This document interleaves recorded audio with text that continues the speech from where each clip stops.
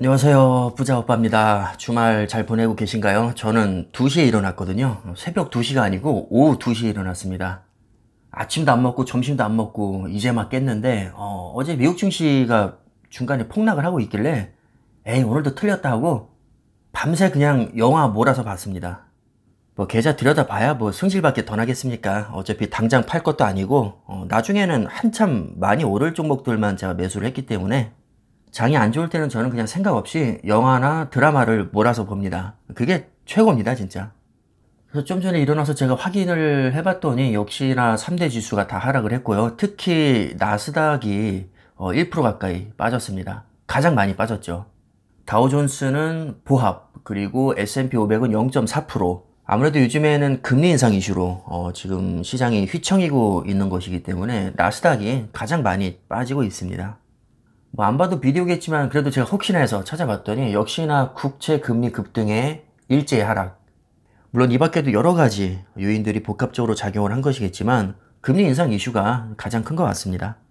우리가 보통 표준으로 삼고 있는 게 미국 국채 10년 금리죠. 지금 한 달간의 흐름을 보면 1.4포인트에서 1.77포인트까지 단기간에 굉장히 많이 급등했고요. 아무래도 국채 금리가 급등하게 되면 반도체라든가 기술주 위주로 타격을 좀 크게 받을 수밖에 없습니다. 섹터별로 봐도 이게 확연히 드러나죠. 이 반도체 쪽은 완전히 지금 정육점이 되어 있고요. 테슬라 3.5% 폭락했습니다. 그나마 대형 빅테크주들, 뭐 마이크로소프트, 애플, 구글, 페이스북, 아마존 이런 것들은 워낙 기초 체력이 좋으니까 그렇게 크게 하락하지 않았고요. 역시 금융주들은 주가가 좀 올랐죠. 뱅크 오브 아메리카, 웰스파고 2% 넘게 올랐고 뭐 JP모건도 1% 올랐습니다. 그래서 상대적으로 경기나 금리에 민감한 뭐 반도체, 자동차 관련주들, 중소형 기술주들 위주로 굉장히 많이 폭락했다라고 보시면 될 것 같습니다.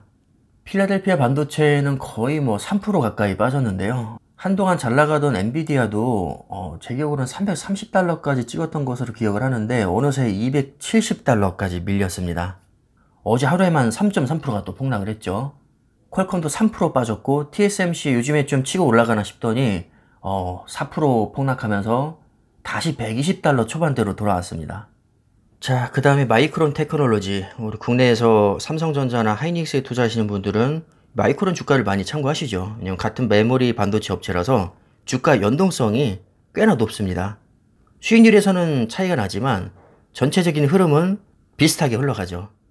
마이크론이 1.25% 빠졌으니까 그래도 필라델피아 반도체 평균에 비해서는 많이 안 빠진 편입니다. 확실히 방어율이 뭐 나쁘지 않죠. 저 같은 경우는 필라델피아 반도체를 3배, 양의 배수로 추정하는 SOXL에 투자를 하고 있는데 어제 하루에만 8.85%가 빠졌습니다. 완전 난리가 났죠. 그 다음에 나스닥 100을 3배로 추정하는 TQQQ에도 역시 투자를 하고 있는데 얘도 굉장히 많이 빠졌습니다. 간단한 비교를 위해서 나스닥 100을 그대로 추정하는 QQQ와 필라델피아 반도체를 한 배수로 또 그대로 추정하는 SOXX 이렇게 4종목과 비교를 해봤더니 한눈에 봐도 변동성이 정말 장난이 아니죠. 특히 2020년 약 2, 3월경에 코로나로 인해서 어마어마한 폭락장이 나왔을 때는 수익률이 정말 곤두박질 칩니다. 그 전까지는 수익률에서 한참 앞서고 있다가 순식간에 오히려 한 배수보다 더 아래로 수익률이 떨어집니다.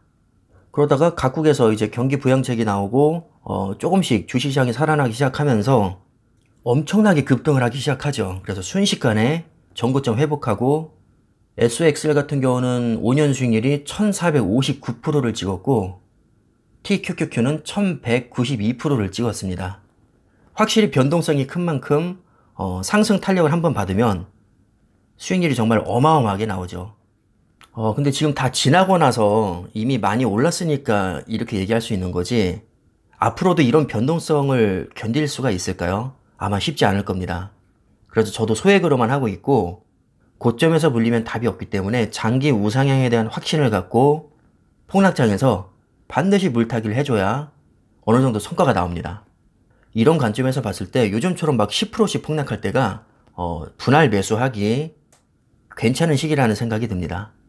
근데 조심하셔야 할 건 지금도 여전히 고점일 수 있다는 겁니다. 여기서 50% 아니 70%가 더 폭락해도 전혀 이상할 게 없습니다.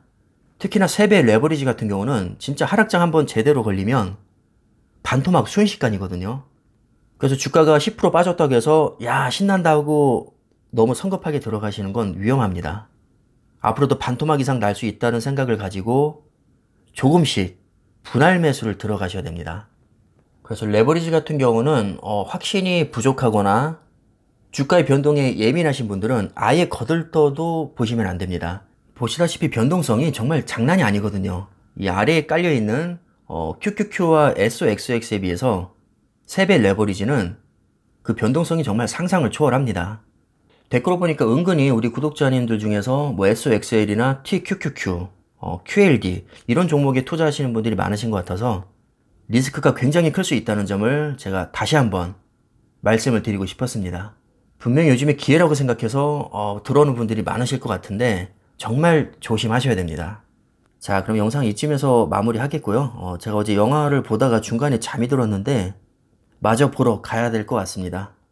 요즘처럼 장이 안 좋을 때는 그냥 저처럼 주식창 덮어두시고 영화든 뭐 음악이든 취미생활 신나게 즐기시면 됩니다. 그럼 시간 금방 가거든요. 뭐 우리가 신경 써봐야 어차피 떨어질 주식이 오르는 것도 아니고 경제적 자유를 누리기 위해서는 우리가 어차피 수량으로 승부를 봐야 됩니다. 앞으로도 계속해서 수량을 늘려가야 되는 입장에서는 주가가 빠지는 게 그렇게 안 좋은 그림은 아닙니다.